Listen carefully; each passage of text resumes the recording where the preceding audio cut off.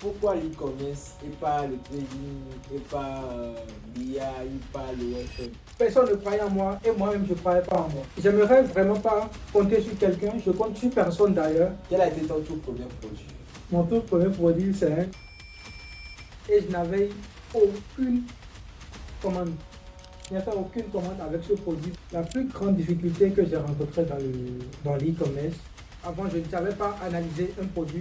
Je ne savais pas les caractéristiques, ce qui fait d'un produit gagnant. Déjà, créer une boutique Shopify, installer tout, avoir une boutique bien optimisée, ce n'est pas quelque chose de 30 minutes. J'ai l'honneur de t'avoir dans mon podcast aujourd'hui. Bonjour, bonsoir la famille, j'espère que vous allez très bien. Moi, c'est Alban Aklogan, je suis élève. Je suis un jeune béninois, entrepreneur e-commerçant. Je viens de faire 1 an d'expérience dans le domaine de l'e-commerce. Tu as quel âge? J'ai 17 ans. 17 ans. D'accord. Donc, sans tarder, on va passer aux questions. Pour nous dire ton parcours, combien de temps tu as commencé et tout. Alors, moi, je me suis lancé dans l'e-commerce à l'âge de 16 ans. Donc, il y a 1 an. Aujourd'hui, j'ai 17 ans. Et au début, j'avais pas mal de difficultés. J'avais commencé tout seul. Je connaissais personne dans le domaine. Ni un ami, ni un membre de ma famille. J'avais commencé tout seul. J'avais eu beaucoup de difficultés. Et petit à petit, j'ai pu m'en sortir. Et aujourd'hui, je fais pas mal de chiffres. D'accord. Dis-moi, pourquoi l'e-commerce et pas le trading, et pas l'IA, et pas l'OFM? Pourquoi l'e-commerce? Eh bien, moi, j'aime pas, apparemment, j'ai choisi l'e-commerce parce que j'aime pas les trucs illégaux. Je dirais pas tellement illégal, mais j'aime pas les, disons, mets 1 ou bien mets 10 000 et demain tu auras 20 000.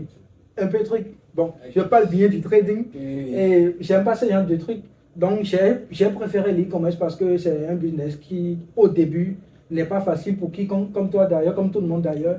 Et de plus, c'est un business très, très légal et direct. On ne se casse pas la tête. C'est un business très simple pour vous répondre. Bon, dis-moi, comment tes proches ont réagi quand tu t'es lancé en e-commerce? Alors, moi, principalement, quand je me suis lancé dans l'e-commerce, mes proches, ils ne croyaient pas en moi. Et aussi, beaucoup pensent que c'est un truc d'illégal. Et ils pensent que c'est un truc aussi très facile.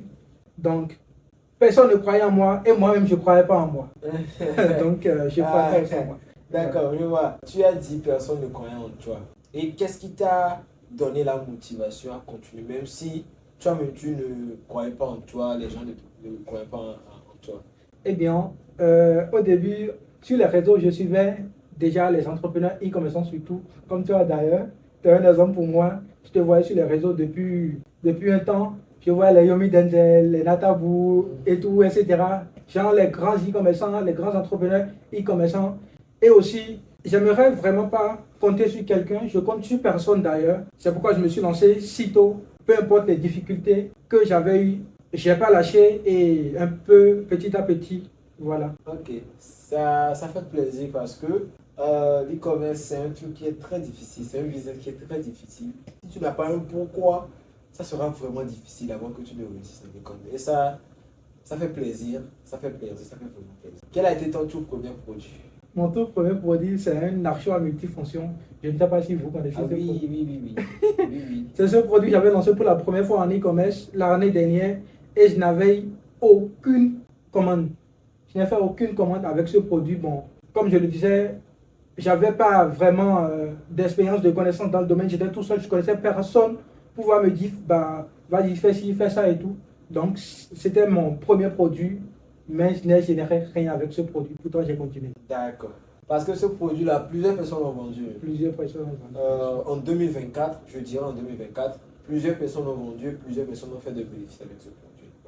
Mais malheureusement, ça ne marche plus comme avant. Quelle a été la plus grande difficulté que tu as rencontrée? La plus grande difficulté que j'ai rencontrée dans l'e-commerce, c'est la recherche produit. C'est la recherche produit. Avant, je ne savais pas analyser un produit. Je ne savais pas les caractéristiques, ce qui fait d'un produit gagnant. Oui, ça c'est un produit gagnant, je ne savais pas. Donc, je lançais n'importe quoi. Alors que ce n'est pas ça la base. Il faut vraiment analyser un produit avant de le lancer. Donc, j'avais eu tellement de difficultés. Il y avait des produits, des bons produits. Mais comme je ne savais vraiment pas ce qui caractérise ce produit d'un produit gagnant, et ça a été mon difficulté.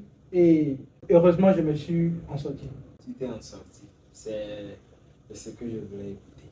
Comment tu gérais l'école et le business? Ouais, comme je le disais, je suis élève en classe de première, c'est pas du tout facile pour moi. Ouais, c'est pas du facile. tout facile. Parce que j'ai commencé par chiffrer il n'y a pas longtemps. Mes premières ventes, c'était le 16 dernier, le 16 septembre plutôt. Le 16 septembre. J'ai finalement trouvé mon produit gagnant. J'ai lancé le produit, j'avais 10 commandes par jour, avec un chiffre d'affaires de près de 250 000 de chiffre d'affaires. Et en étant élève, moi seul, je dois closer. Je ne savais rien, je ne savais pas si je dois avoir des livreurs qui vont me livrer les produits, tout ça. Et c'était un peu compliqué au début, mais par la suite, j'ai pu m'en sortir. Sinon, c'est très difficile pour moi de gérer l'école avec le business, mais on fait avec quand même parce que déjà, créer une boutique Shopify, installer tout, avoir une boutique bien optimisée, ce n'est pas quelque chose de 30 minutes. Alors que tu as les cours là, tu as les exercices là et tout, et tu dois aller au cours. Je vais pratiquement 20% de ma journée à l'école et les 20% restants, je ne dors même plus. Voilà. Je ne dors pas vraiment. Voilà.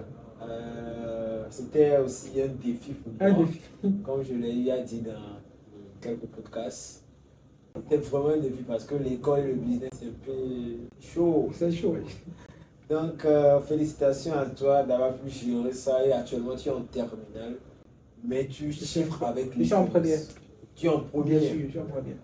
Il est en première, mais il chiffre avec l'e-commerce. Il fait des millions par mois. C'est à respecter. Voilà, c'est à respecter. À quel moment as-tu ta première vente?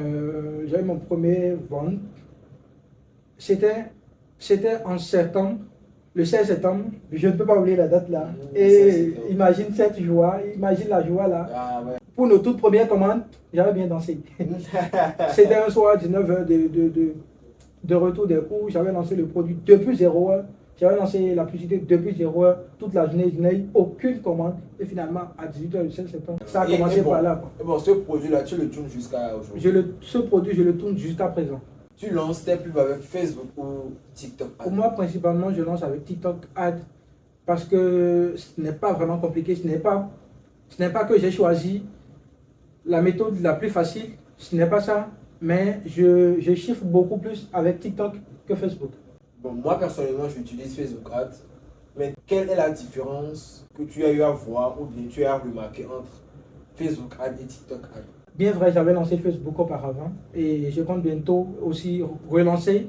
Pour moi, la différence que j'ai remarquée entre Facebook Ad et TikTok Ad, sur TikTok, il y a beaucoup plus de jeunes maintenant et ils ne se comportent pas comme des responsables comme il le faut. On n'arrive pas à faire assez de livraison pour les clients de TikTok.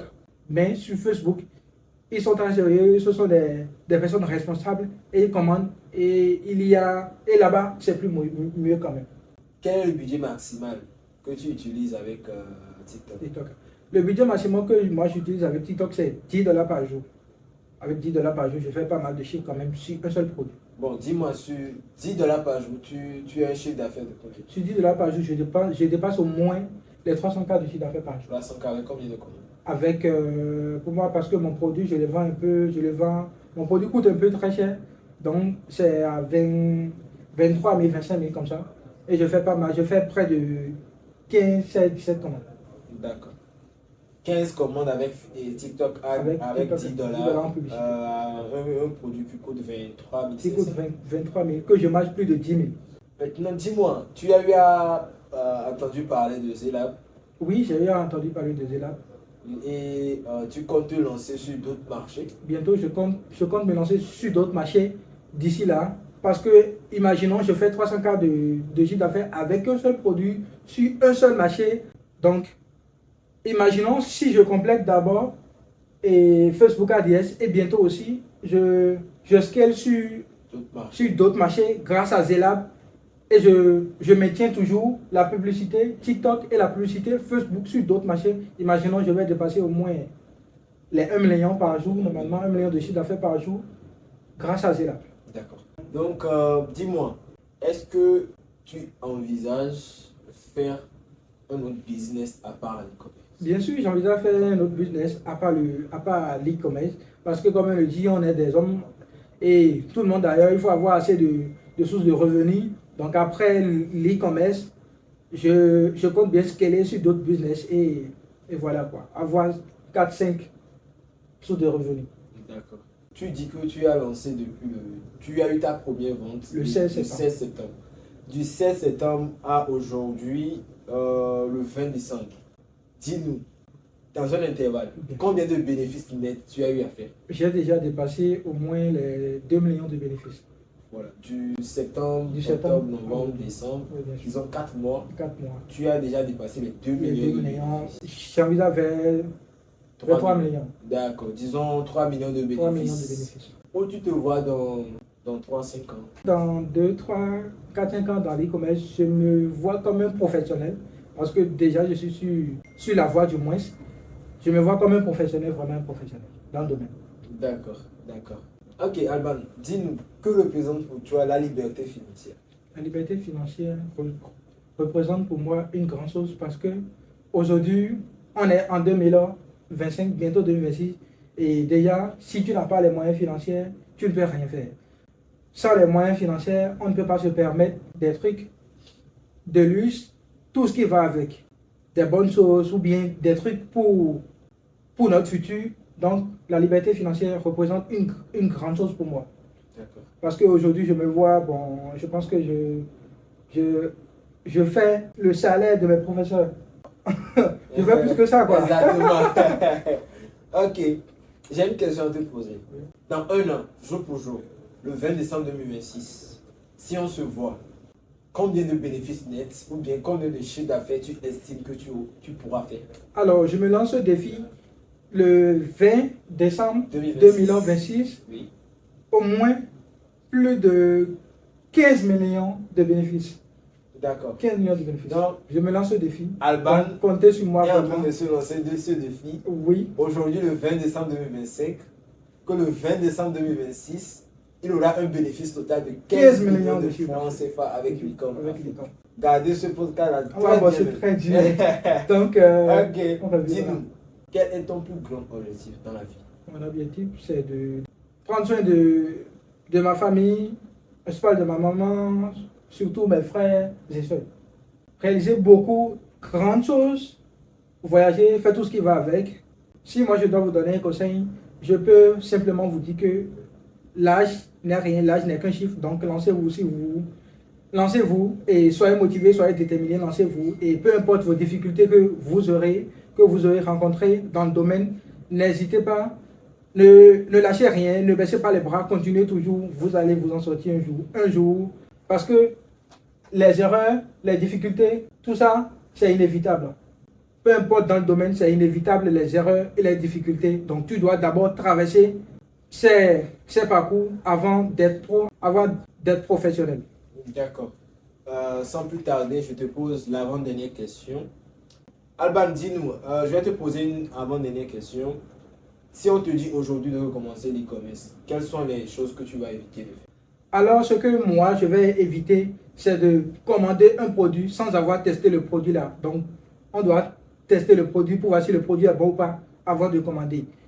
Et aussi, regarder juste en l'air et mettre les sous en publicité pour pouvoir les gaspiller après. Je vais aussi éviter de lancer une publicité et après 24 heures, je coupe. Pourquoi? Pourquoi? Parce que avant, et pour beaucoup de débutants surtout, quand ils lancent des campagnes publicitaires, après 24 heures, aucune vente, ils coupent. Il faut normalement 3 jours pour pouvoir prendre une décision sur un testing. Donc après 24 heures, on ne devrait pas couper.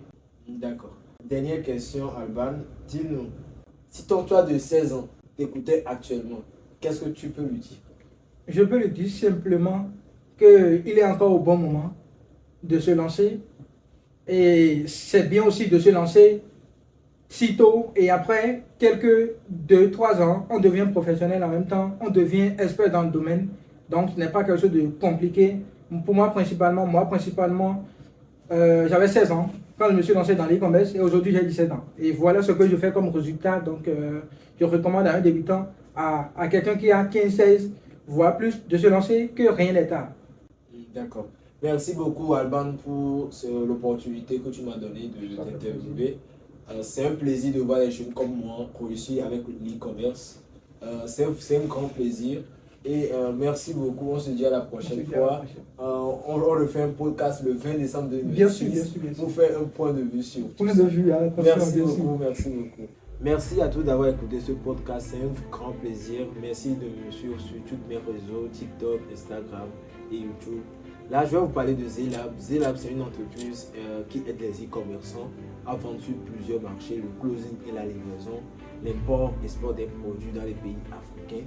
Là, Zelab est disponible pour vous, les e-commerçants qui veulent scaler sur plusieurs marchés. Avant de terminer, je vais vous parler de mon accompagnement ou bien ma formation Facebook qui sort le 10 janvier 2026. Un accompagnement, une formation professionnelle pour les experts pour le scaling de 2026.